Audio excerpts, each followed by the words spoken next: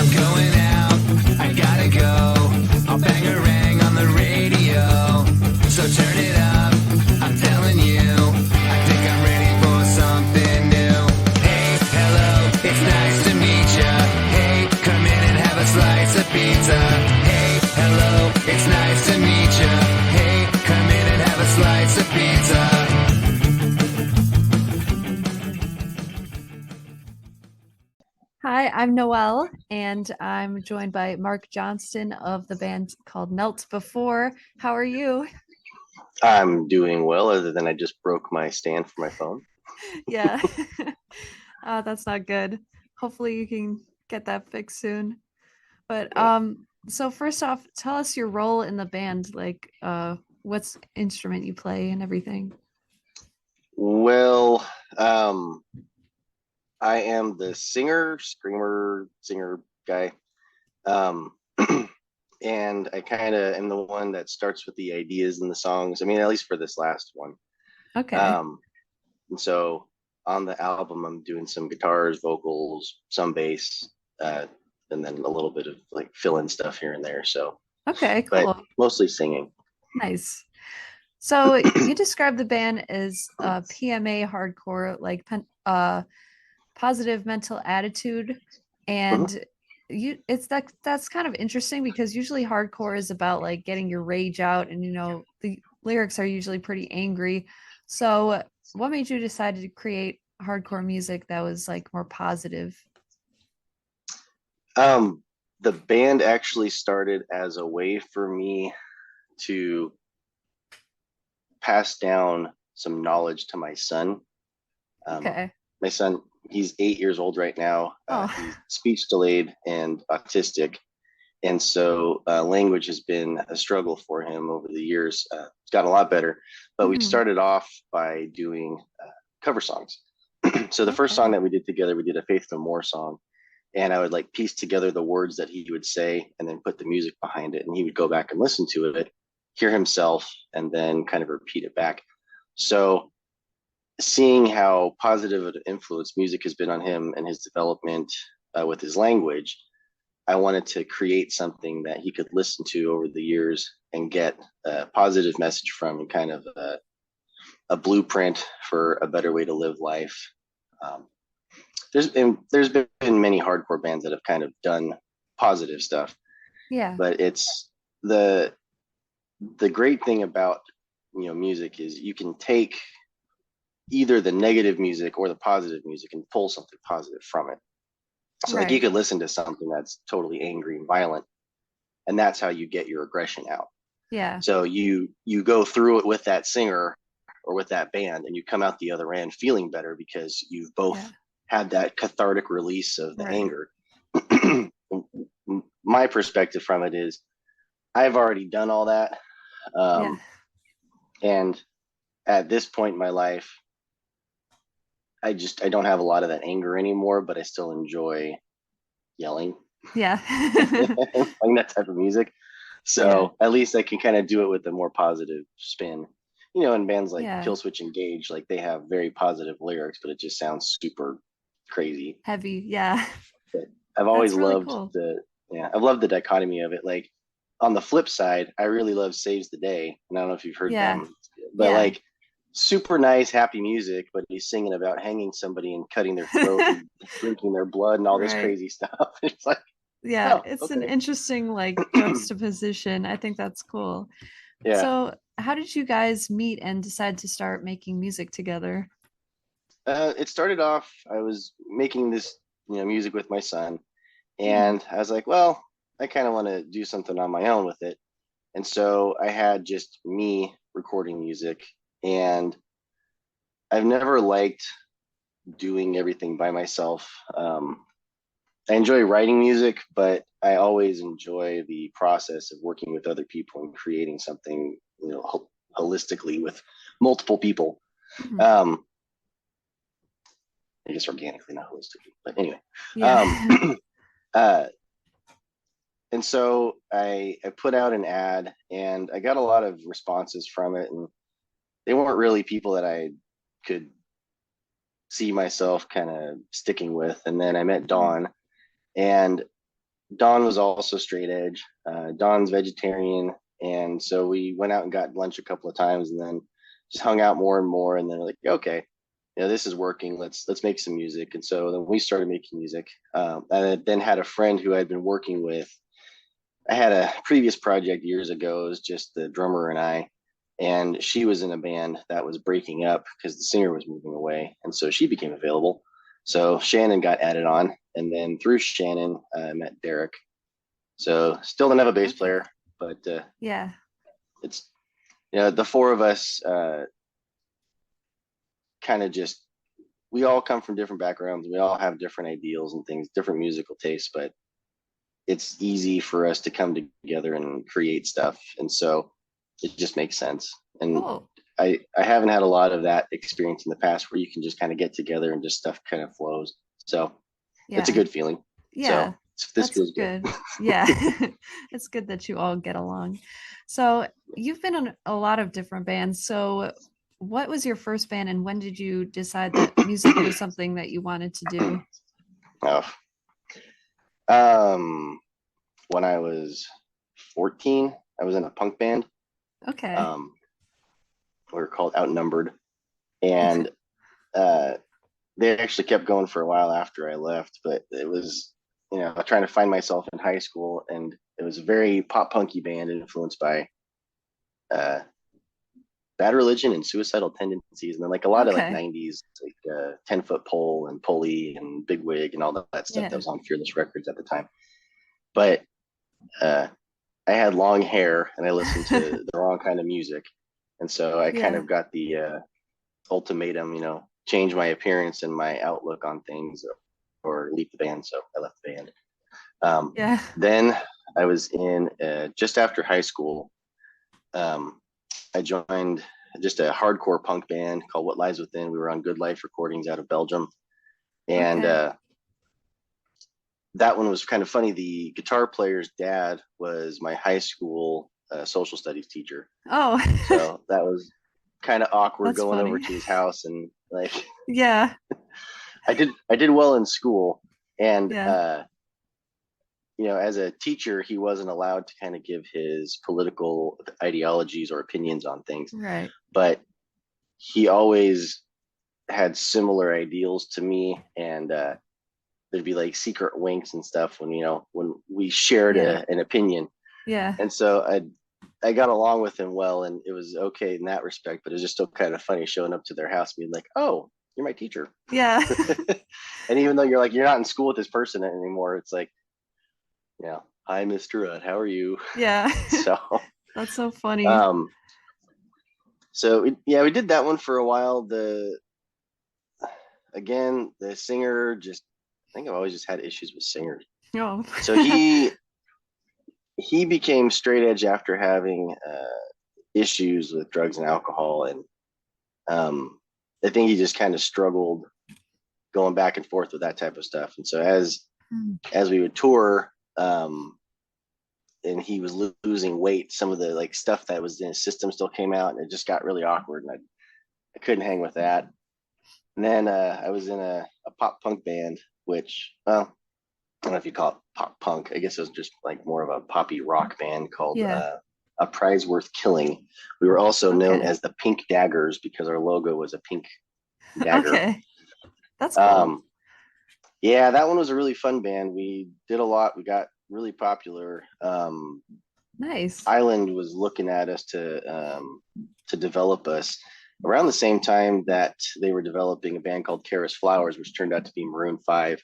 Oh, wow. Um, yeah, That's so had crazy. I stuck with that, who knows where we would have been. Would have been Um, another Maroon 5, maybe. yeah, Maroon 6. yeah. Or like, We would be 4.5 because we were ahead of them in the phase. yeah. But there is again just kind of some weirdness with the singer, and had to leave that. And that's where while I was on tour with those guys, I met this band, and they didn't end up taking me, but there's like, oh, this other band that you'd be interested in, and that was Love Hate Hero. Yeah. So we ended up getting signed to Ferret, and the process with them was very interesting because there's a book called This Business of Music, which is written by a lawyer, and it goes through the exact process of how to get signed, how to do the Oh paperwork, wow, like okay. um, kind of demystifies a lot of it. Yeah. And this, I can't remember what his name was. He was the drummer for a band called Semisonic, who wrote Closing Time in the early Yeah. 2000s. Okay. He wrote a book also, which outlined their process of how they got signed. Yeah. And so going off of those two books, I went through that whole process and we got signed to Ferret. And the gatekeeper for Ferret was this guy named Rick Barnhart. He listened to the music. We had everything already done. We had a music video, we had the album recorded, kind of just the whole package ready to go. All they had to do was sign us and give us money. And Yeah. so Rick listened to the music. He liked it, but he wasn't sure if it was Ferret material. So he was going to toss it out. And then at the last second, changed his mind, gave it to Carl. And then Carl calls me and they're like, oh, cool, we're signed. He's like, Yeah. oh, so I Wow. did that for quite a while. But again, just couldn't, I don't know. I don't want to speak too ill of people, but I'm just too much of a, I believe there should be shared work and Yeah. everybody needs to kind of pull their weight. And so I felt like I was just doing everything. Just Yeah. couldn't do it. Yeah, So that makes sense. I left music for like 10 or 12 years and just Mm-hmm. didn't want to do it anymore. Oh When I wow. left Love Hate Hero, I was living in California and pretty much every friend that I had just stopped talking to me because I Oh. wasn't popular anymore. Oh, that sucks. Yeah, it was a very strange time, and like just that whole area is very toxic, and just Yeah. I knew that if I started a family or if I, kept the wanting to progress as a human, I couldn't do it there. And Mm-hmm. so Portland was the first place that I had ever been on tour where someone said hi to me without wanting something from me. Yeah. And so just like the lifestyle living in California is everyone's your friend for what they can get out of you. Mm-hmm. And it's not all of California, mostly Orange County in that specific part of Orange County that I was living Yeah. in.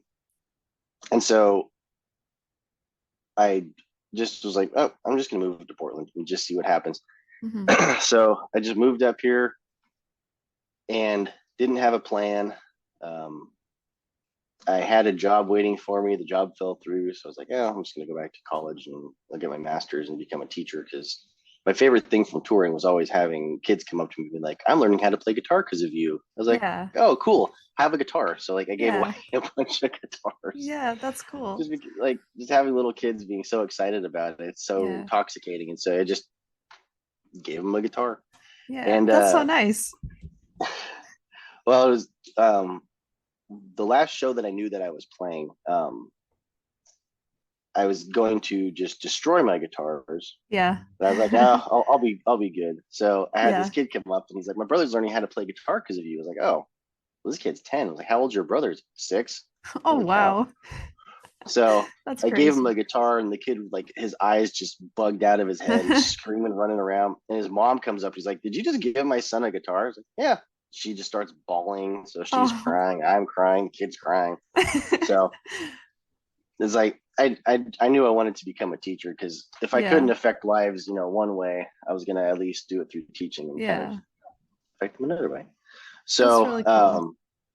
I did that for 10 years. And I mean, I've always missed music and I've always kind of dabbled, but from the previous, relationships that I've had, I was very slow to get back into it because I didn't want to deal with any of that stuff anymore. Mm-hmm. And historically, straight edge people that I've met and vegan people that I've met have always been so kind of close minded about it. Like Yeah. I am this way, and if you're not this way, there's a problem. So when I Right. was younger, I had straight edge friends, and if they broke edge, they would just stop talking to me because they didn't, all of their other friends were judging them. And I was Yeah. like, I don't care. I don't do that stuff, but whatever you do or don't do, like that's not my decision to make. So Yeah. and it's always, I mean, for years. I met people like that. And when I was touring, I'd wear a straight edge hoodie, or I had a sticker on my guitar that said "Hail Satan," which was Seitan, with a bunch of Yeah. forks and a pentagram. And I'd have people kind of ask me about it, but no one really felt, I never felt obligated to be pushy about it, or like radical about it. So I Yeah. would just say, oh, this is just my thing. I don't drink, I don't smoke, I don't do drugs. I don't even do caffeine. Yeah. I'm vegan, and if you are, cool. If not, we're still friends. And I think Yeah. it allowed people to see a more positive side of it than they had historically. Right. Especially coming from California, where we got people that like drive to other states to beat Hmm. people up because they're not straight edge. And that was Yeah. always the most depressing part of being part of that movement or idea, was Yeah. knowing that there's so many, the large majority of it had negative connotations, but Hmm. there were a few people, but by and large it wasn't worth associating with them to try to find those good people, because the large majority of them just weren't. Hmm. So I kind of stayed out of that scene. I stayed out of the vegan scene. I stayed out of the hardcore scene, just because of kind of same thing. There was just so many gatekeepers with everything. When I was going to Yeah. college, I had to go post back before I could get my master's. I had to get another bachelor, because mine was initially in music. So I Hmm. had to get one in arts Okay. to get my master's in English. Yeah. And so while I was doing that, to help socialize myself, I joined a fraternity. Hmm. I don't drink. I don't like to party. I don't believe in a lot of their politics. It's a Yeah. fraternity called Phi Delta Theta, which is more of a positive. They don't allow drinking in their fraternities. So it was something I could Yeah. get behind a little more than from what I'd seen on TV. But Hmm. still, they go to bars and strip clubs and all that stuff that I'm just not into. But I figured it was a good way to socialize myself and stop being so down in the dumps. Yeah. And I was wearing my fraternity shirt to this place in Portland. It's a bakery called Sweet Pea. That's a vegan bakery, and it's kind of cool Okay. because it's part of a vegan strip mall. There's a vegan Yeah. bakery, a vegan clothing store, a vegan uh, convenience store, and a Yeah. vegan tattoo parlor. And so I'm in Okay. the bakery, and I walk up because I was ordering Thanksgiving dinner, and the person behind the counter is like, we're vegan, right? Yes. She, instantly just had to bash on me because I'm wearing a fraternity shirt. She's like, "Well, how long have you been vegan?" "Longer than you've been alive." Just, you know, Yeah. who cares? You should just be happy that I'm ordering vegan food. Yeah. And I haven't bought anything or been there since. And that was like, 12 years ago. It's just such a negative Yikes. experience having Yeah. somebody come up and just question your motives Yeah. for Like, trying to do something good. right. Like you're just a customer. You I just want some just food. want some Like, food. I'm yeah. hungry. Exactly. And so I couldn't be a part of any of that for the longest time. Just Yeah. all of my experiences were so negative. And so once I had my son and I started kind of doing that music, and I was like, well, okay, maybe it's time to see if things have improved. Hmm. And they have greatly improved. It's That's so good. cool seeing how, straight edge people have and I think it's probably because a lot of them have grown up and gotten over their Right. militant ideals and are more Yeah. open, because they kind of have to.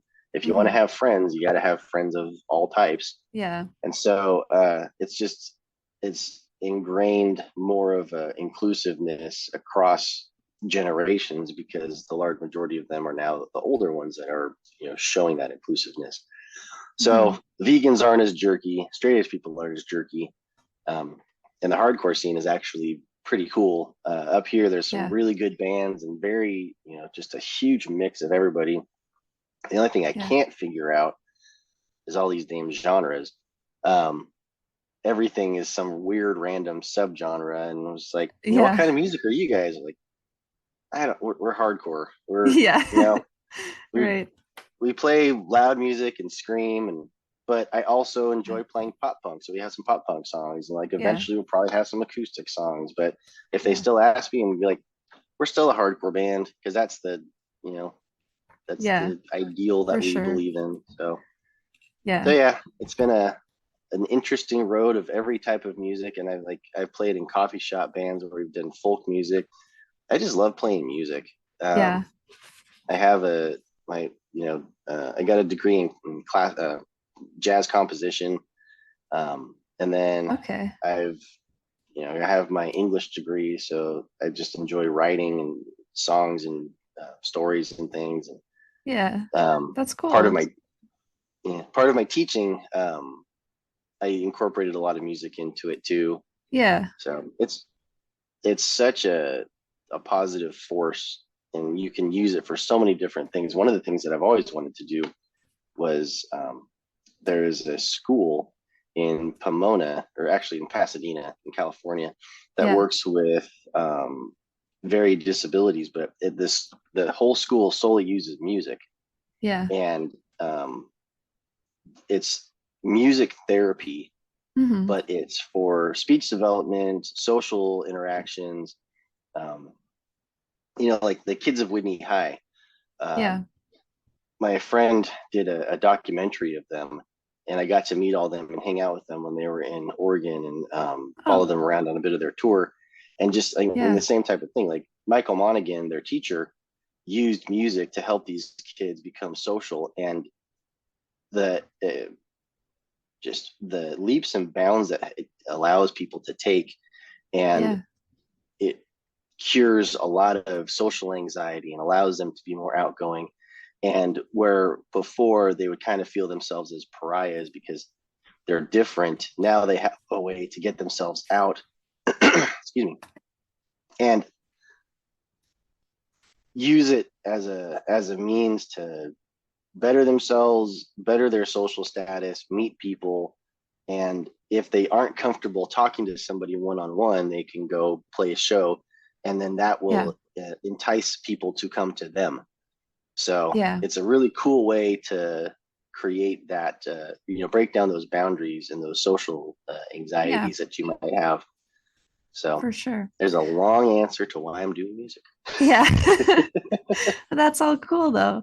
So are you still a teacher right now? Right now, I am an IT director and a volunteer firefighter. Okay. Teaching got really depressing, not Okay. because of the teaching side, just the bureaucracy of what they're requiring teachers to do. Yeah. How do you kind of balance your job with um like your family and the band and everything? Oof. Um, my current job doing IT is kind of a 24/7 job, so I can do it from wherever. We actually just got back from a Disney cruise, my wife and my son and I, Okay. and I like sneak off while they're sleeping, do some work, Yeah. check on things, and come back. And then, Yeah. with the band, Don is still teaching, so he's got quite a schedule. Derek Yeah. does a lot of IT stuff as well. Okay. Shannon um, has she's got a lot of things in the fire. She is working. She works well. Actually, she stopped doing that, but she was working with the city of Newburgh, where she lives, working on their music program out there. She is working on a networking job for musicians and wineries. She does Cool. property management. So we've all got quite a bit going on. Yeah.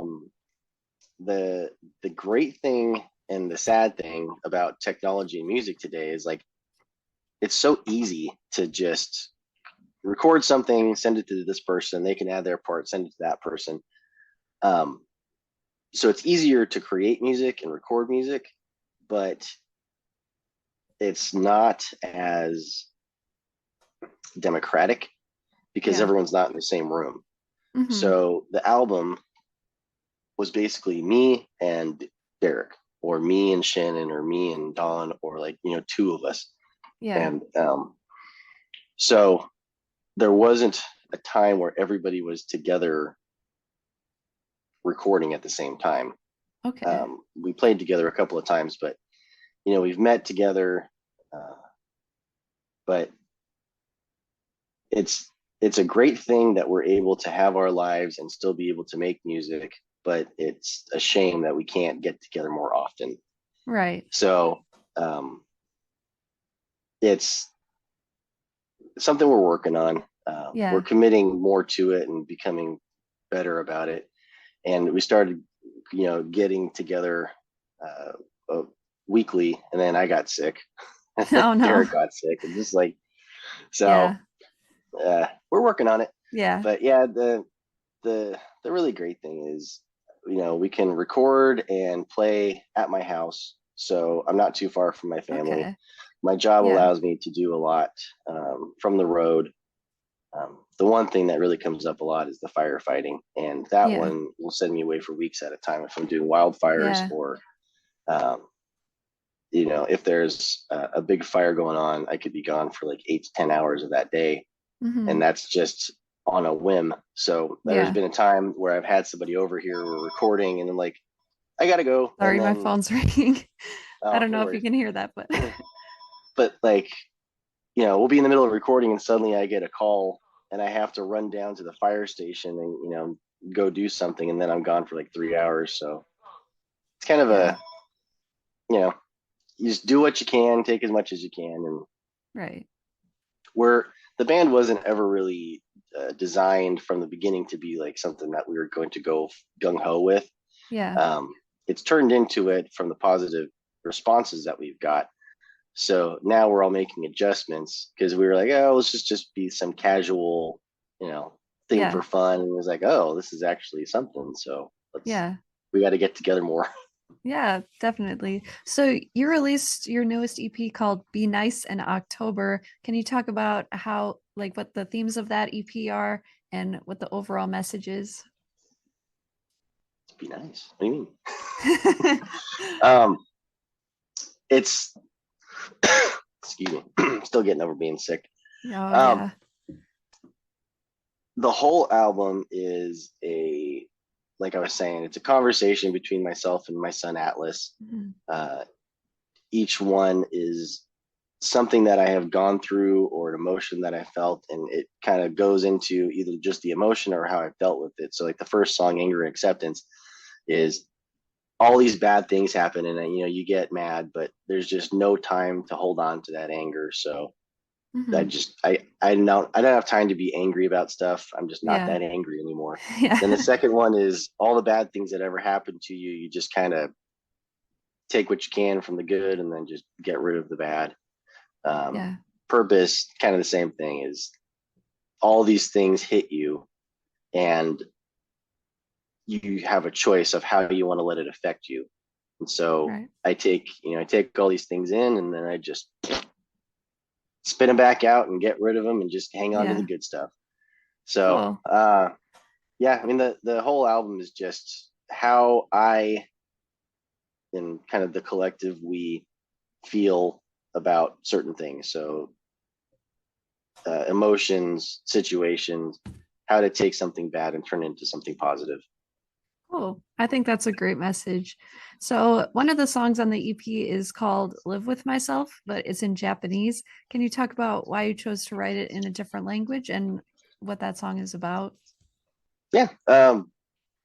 The the one thing that always struck me when I traveled, be it on tour or just traveling in general, there's such a, a strong feeling wherever you go, being an American, that people are going to they feel that you expect that they speak English perfectly when you talk to them. Hmm. And so many people um, want to speak English to you, but they're so nervous about how they're going to sound. And so, like, I've been to Japan, and they really want to speak English. They want to speak my version of English because I'm from California, so I have a Yeah. California accent.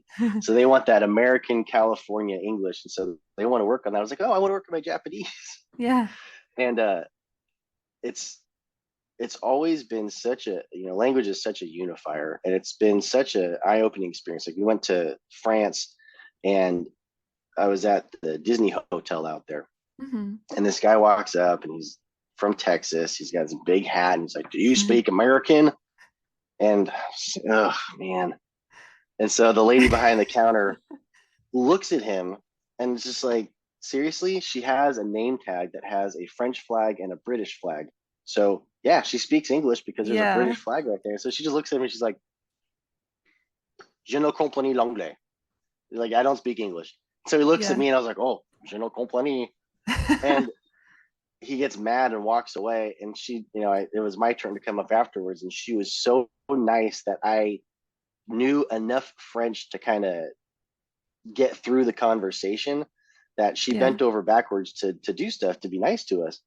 And Yeah. so I don't I don't feel right going places and expecting that they're going to speak English. So if we ever travel, I try to learn as much as I can of that language to get around or do something. Yeah. And so when I'm writing music, it's like, well, I could do all these songs in English, but there's also all these other people in other countries that I want to reach out to, and I want to go there.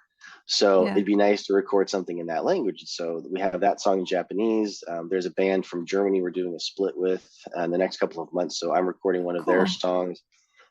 We're doing a song called Exodus, Yeah. and that one's in German. I want to do a song in French. I want to do a song in Icelandic. Uh, Oh, cool. just, language is such a great unifier, but it's such a shame that English has to be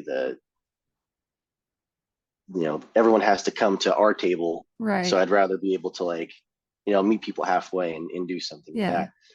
That's So really cool.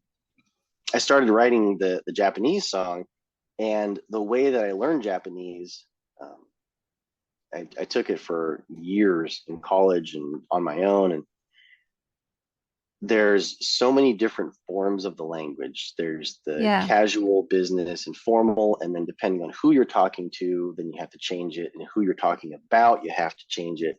So I I ended up doing it in like business casual, Hmm. and it's supposed to be me talking to my son. And so I had a friend who's in Osaka read it, and she's like, "Ugh, no, no, no." So she Oh, that's funny. pulls out the red pen, and then pretty much, the bones were there, but the whole thing got a makeover. And Yeah. so I worked with her on it, and Cool. it's the direct translation of it is, um, you may think that there's all these parts of you that are negative, but it's all how you present yourself, and whatever choices and decisions that you make in your life, you have to live with them. So you can see those things as a negative, or you can see them as a positive. So Hmm. it's more of like um, look at yourself and look at how you take all of these events in your life and how you present that to the world, because that makes you who you are. Yeah. And I've had good things happen to me, and I've had detrimental, terrible things. I mean, I'm a firefighter, so I see all kinds of stuff. And Yeah. um, the way that I let that affect me, and the way that I let that change my countenance and how I present myself to the world is important. Yeah. So I can take the bad things from it and become a depressed curmudgeon and, hate life, or I can take the Yeah. bad things from it and be like, there's a lesson there, and I'm going to take the positive stuff from it, and I'm going to stay positive.